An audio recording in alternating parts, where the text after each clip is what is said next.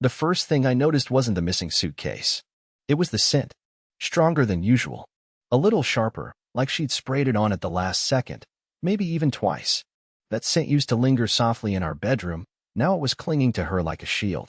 She walked in through the door like someone running late to an apology. Breathless. Too cheerful. "You won't believe the travel mess I dealt with," she said, brushing past me without waiting for a response. "I'll explain after a shower. I feel disgusting." No suitcase. No explanation. Just that perfume and a bruise on her shoulder I wasn't supposed to see. She never even looked me in the eye. I followed her with my eyes as she disappeared down the hall, already peeling off her coat. It slipped from her arm and hit the floor. She didn't pick it up. Elora always picked it up. She used to joke that chaos made her itchy. I stood in the hallway, completely still. My eyes fixed on that empty space near the door, the one that had always held her luggage. I waited. 5 minutes. 10. I could hear the water running. My heart, too. Loud and awkward in my chest, like it had been waiting for a moment like this. I stepped toward the coat and picked it up. It was heavier than it looked. Cold from the rain. The pockets were empty except for a small receipt, damp but readable. A flower shop. In town. That day. 1 white lily. 1 card. No bag. No suitcase. That was when I knew. She never meant for me to see what was in the suitcase. Because she left it behind, intentionally. And she forgot something far more dangerous. I always find what she tries to hide. I stood there in the hallway, holding her coat like it might answer me if I squeezed hard enough. The flower shop receipt crinkled softly in my hand, blurred slightly from moisture, or maybe from how tightly I was gripping it. 1 white lily. A card. No name listed. Just the timestamp. 2:17 p.m. That same day. Same city. Not in Phoenix, like she'd claimed. Not even remotely close. And not near any airport. The thing is, Elora hates lilies. They give her headaches, she says. We don't even keep them in the house because the scent makes her eyes water. So unless she suddenly grew fond of migraines, that flower wasn't for her. I should have waited. I should have confronted her calmly. But something about the way she laughed behind the bathroom door, too light, too fake, made my blood go hot in a way I'm not proud of. I didn't yell. I didn't knock. I just walked to the den, booted up the old family laptop, and started digging through things I hadn't touched in months. She always used her work computer now. Password protected. Private.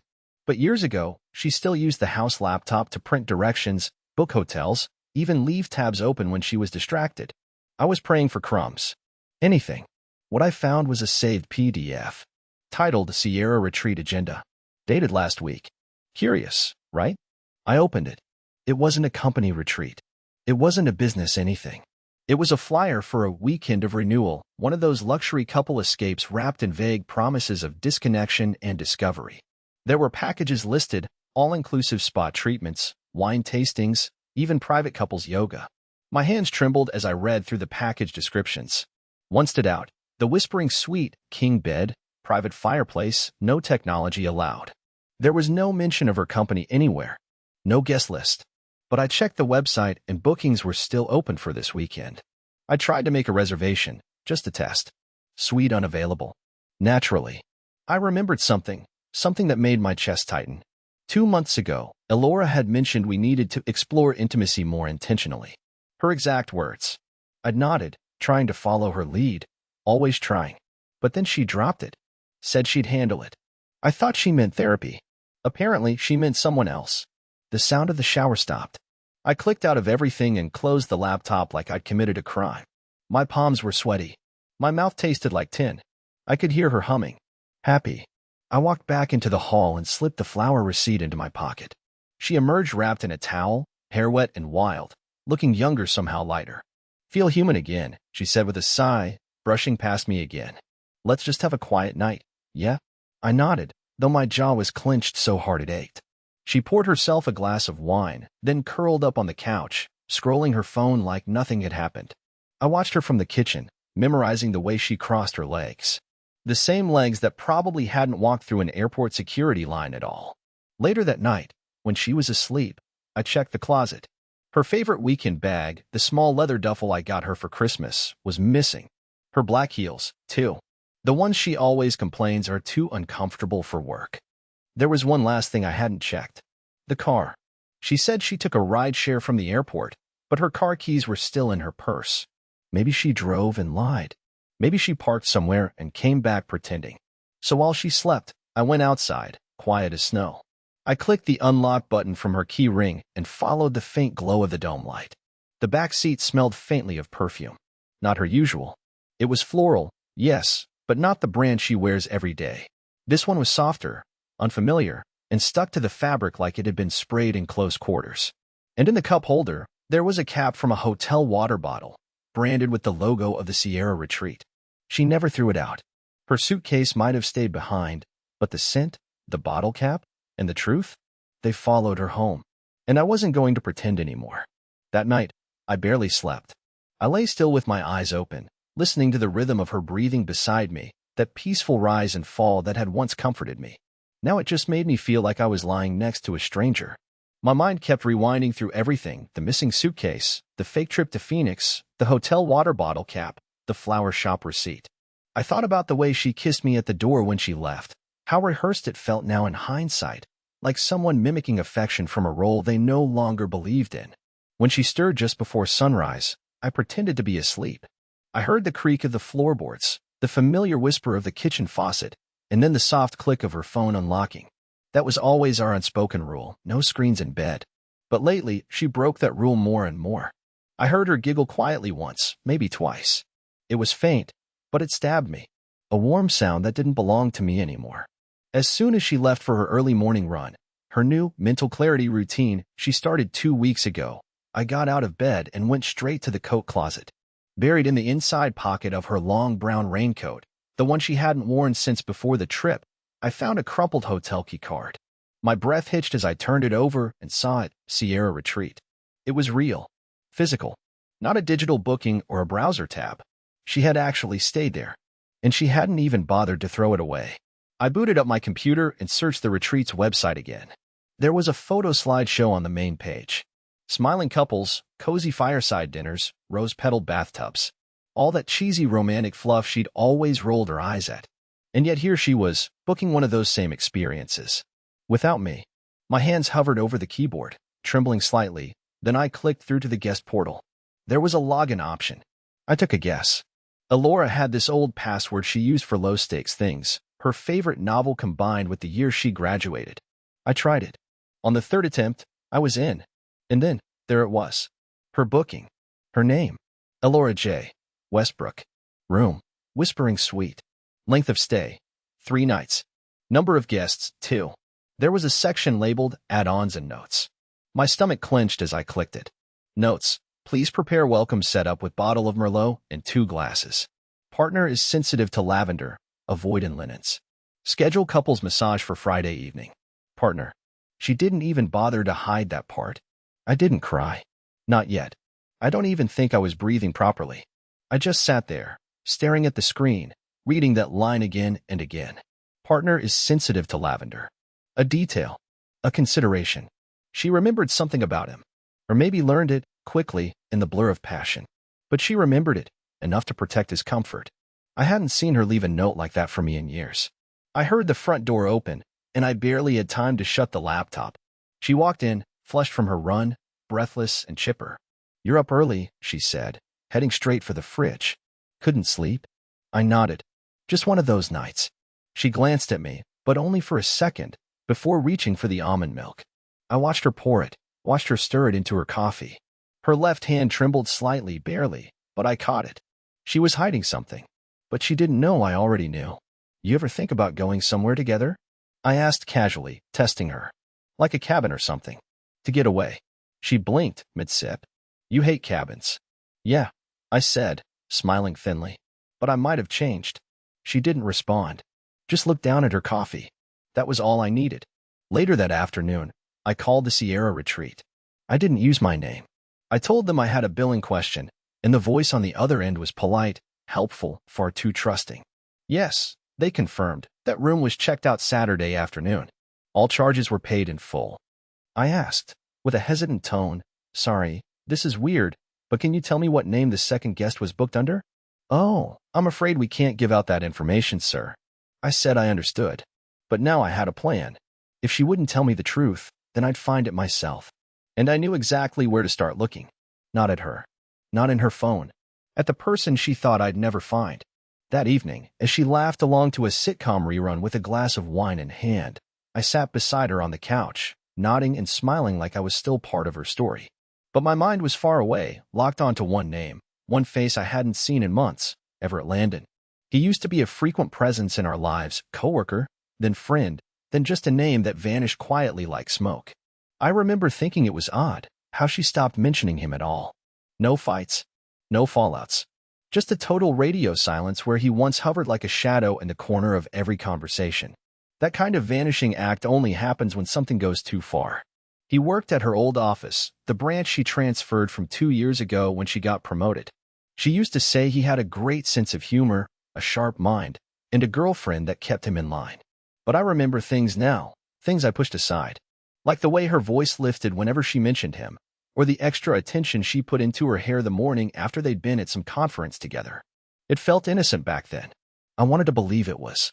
Now I couldn't afford to believe anything. I found him on LinkedIn. Still in the same city. Still working for the same firm. Still grinning in his profile picture like the world had never caught him doing anything wrong.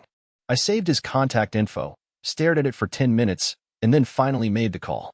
It rang twice before he picked up. "This is Everett." I said nothing for a second. My throat tightened. "Hey," I finally said.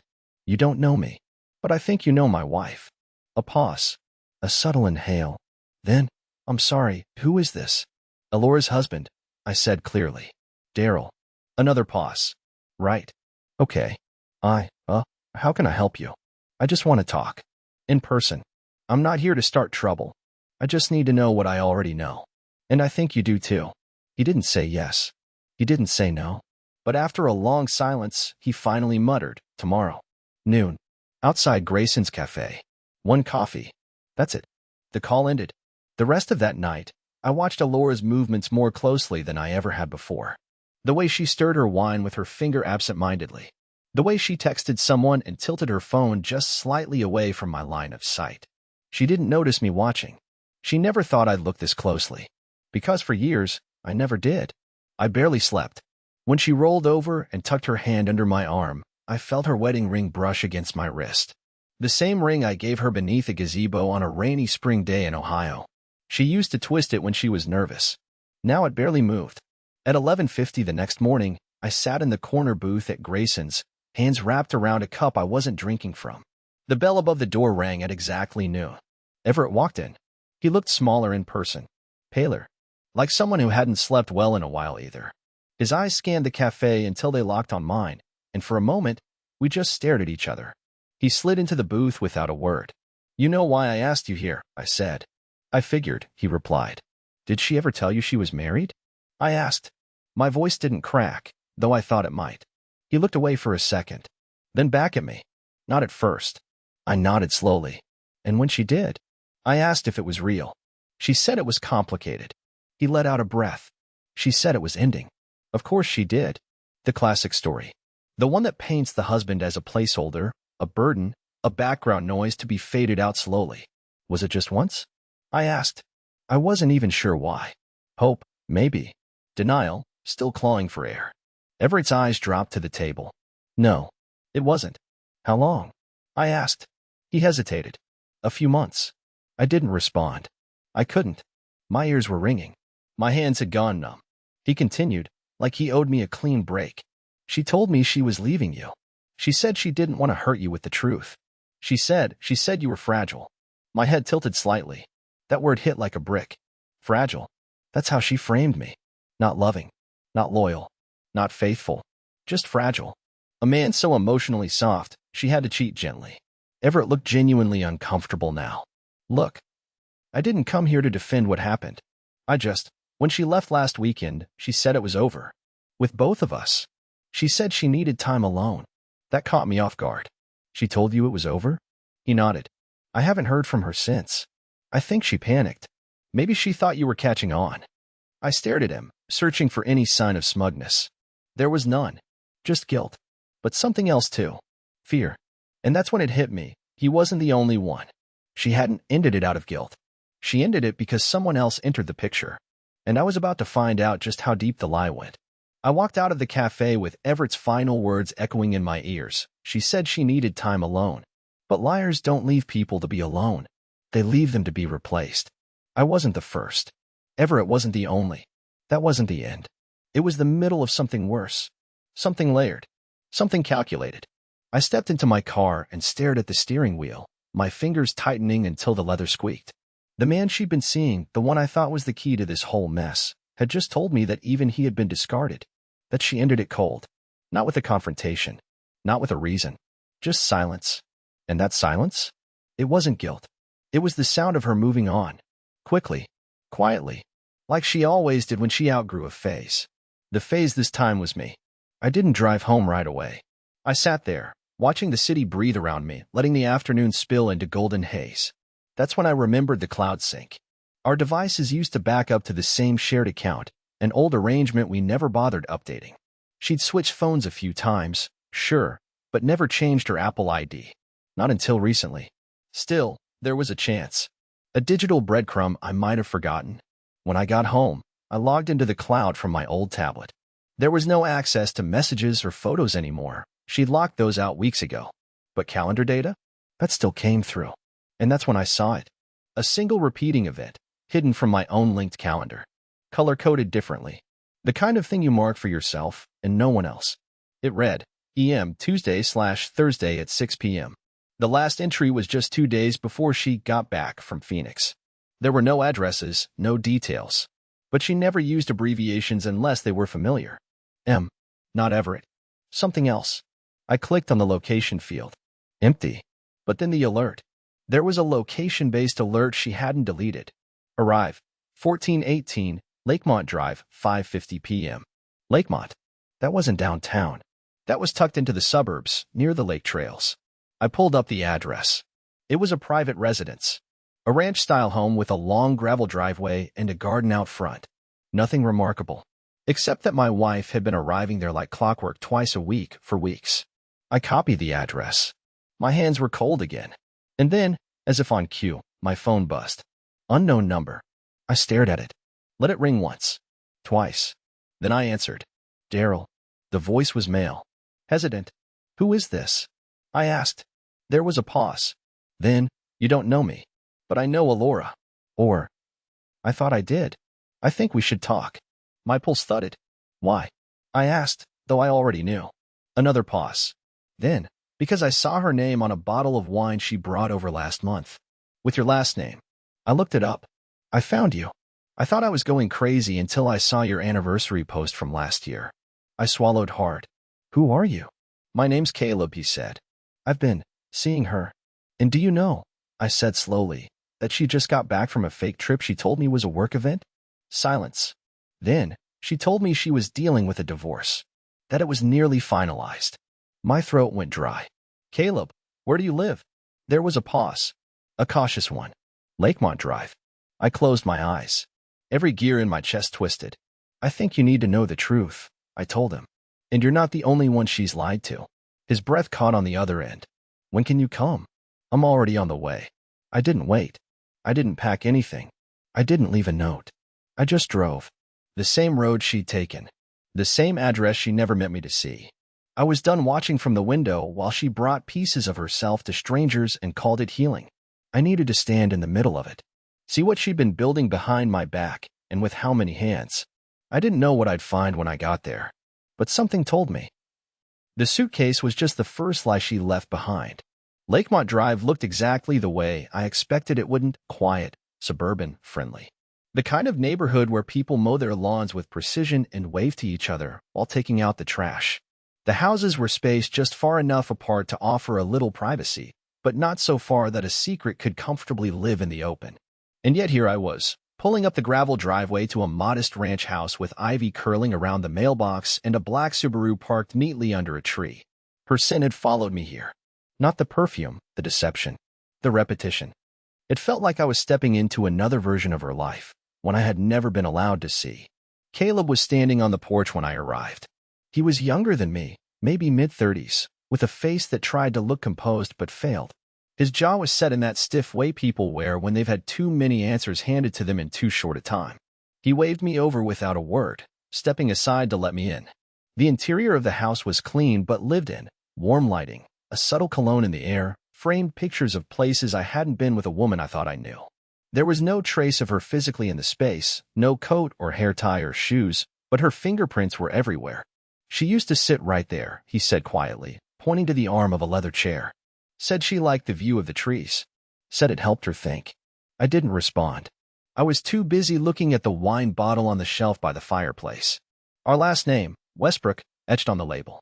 It was a custom bottle I had made for our 9th anniversary. She'd gifted the second one to Caleb.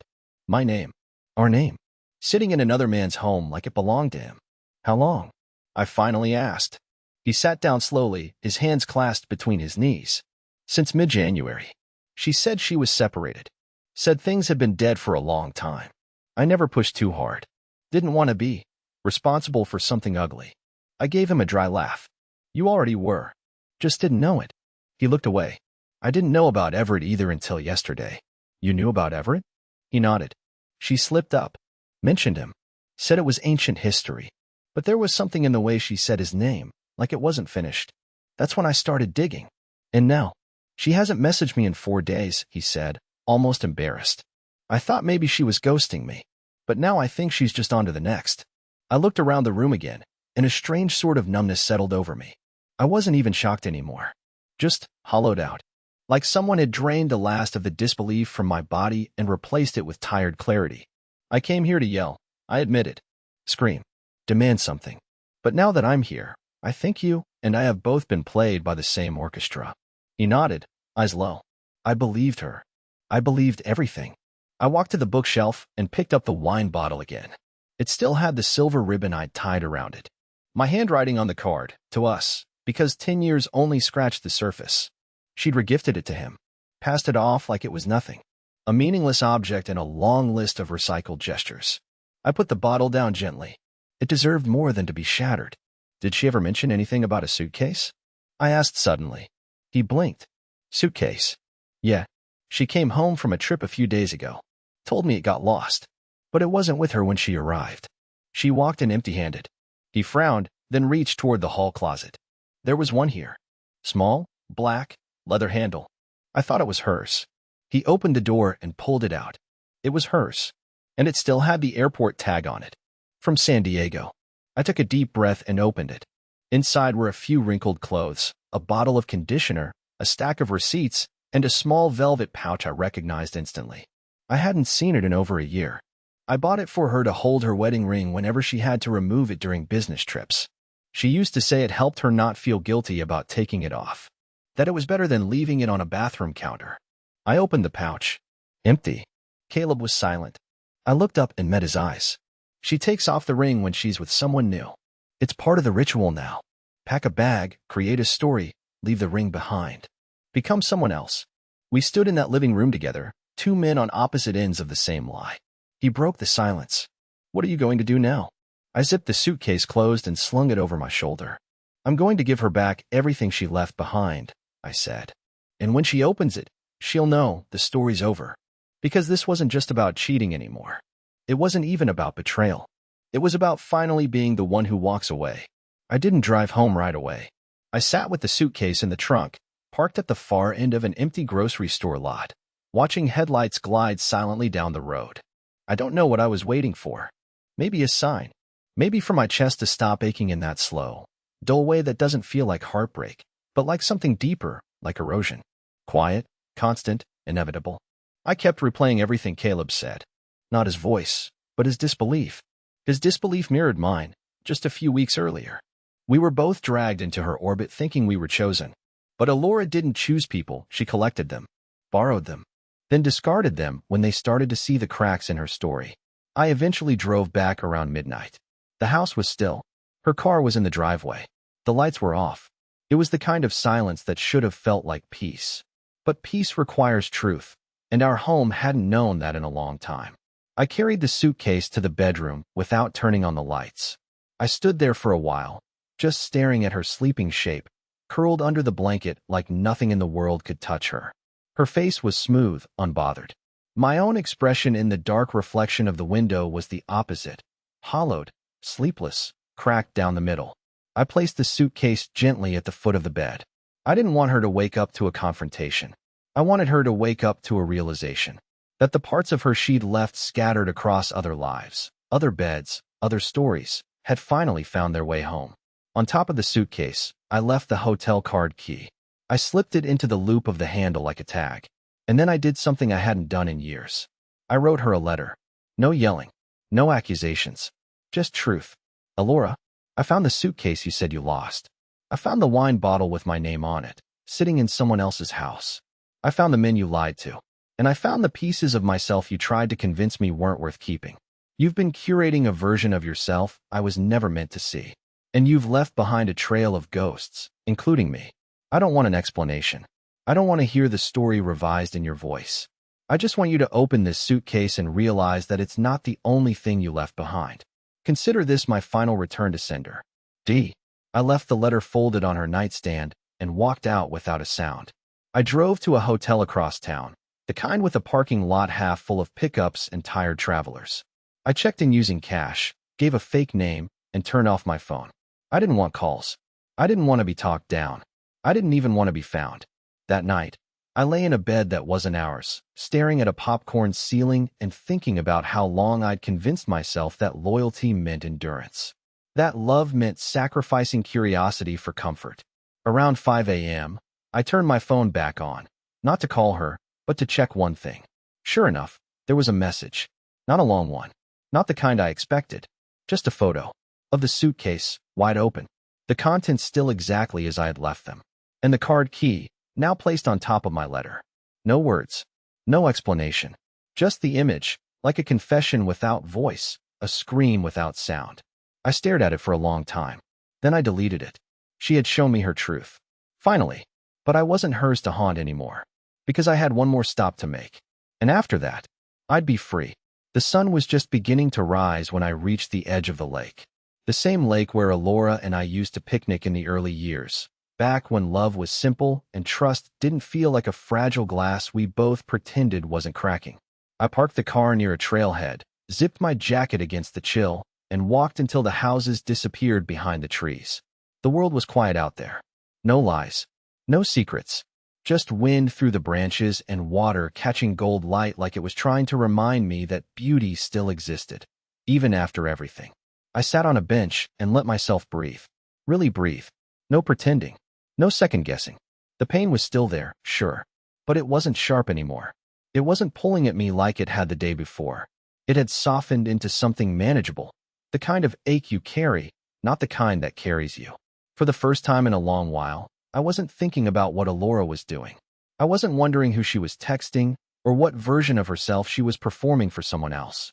I didn't care about her suitcase or the hotel or Caleb or Everett, because none of that had anything to do with me anymore. She had made her choices, and now I was making mine. Later that day, I went home, not to confront her, just to finish. She wasn't there when I arrived, and honestly, I was relieved. I packed what mattered to me. A few framed photos, a stack of journals I'd abandoned, the record player she never used but I loved. I left everything else. I wasn't going to fight over furniture or silverware. I wasn't taking souvenirs from a life that had expired. I left a second note on the kitchen table.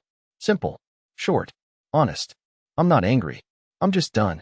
You get to be whoever you want to be now. So do I. Then I walked out the door. I didn't slam it. I didn't look back. I drove west, to a small town near the coast where my cousin offered me a guest house and an opportunity to rebuild without questions. It wasn't glamorous. The walls needed painting, the sink dripped, and the Wi-Fi was slow. But the air was clean. The nights were quiet. And every morning, I woke up a little lighter. I started writing again. Not letters to Elora. Not journals filled with confusion and grief. But stories, fiction, poems, even bad jokes scribbled on napkins. I started walking the beach in the mornings. I picked up photography again. I taught myself how to make bread, even if the first few loaves were disasters. I laughed for real one afternoon when a neighbor's dog chased a squirrel straight into my kitchen and knocked over my groceries. I forgot what it felt like to laugh without guilt. And slowly, I became someone I recognized. I don't know where Elora is now.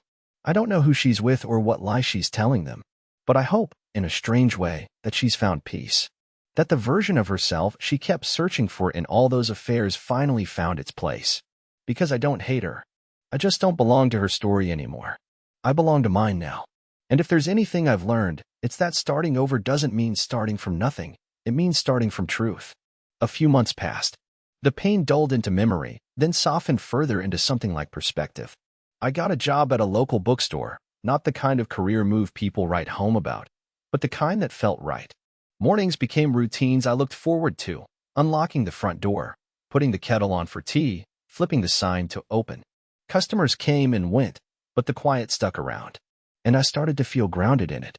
One rainy afternoon, a woman walked in, umbrella dripping, eyes scanning the shelves like she'd lost something important. Her name was Grace. We ended up talking about classic novels, about how some stories never really end, they just wait for you to come back to them. I told her I'd once been a writer. She smiled and said, "Then you already know how to begin again." She came back the next week, and the next. Slowly, gently, like she wasn't trying to fix me, just sit beside the pieces. She didn't ask for details about my past, and I didn't offer them. We just existed, together, in the moment. And somewhere in all that quiet, something began to grow. Not fast, not intense, but real. Now, I still think about what happened. Not with bitterness, not with shame, but with understanding. I was lied to, yes. I was betrayed, but I wasn't broken. I was peeled back to the core, and I found that underneath it all, I was still whole. The man who stood in front of that empty suitcase, full of heartbreak and confusion, doesn't live here anymore. The man who smiles when Grace laughs at my terrible puns? He's new, and he's staying. So no, I didn't get the ending I expected. I got something better, a beginning I deserved.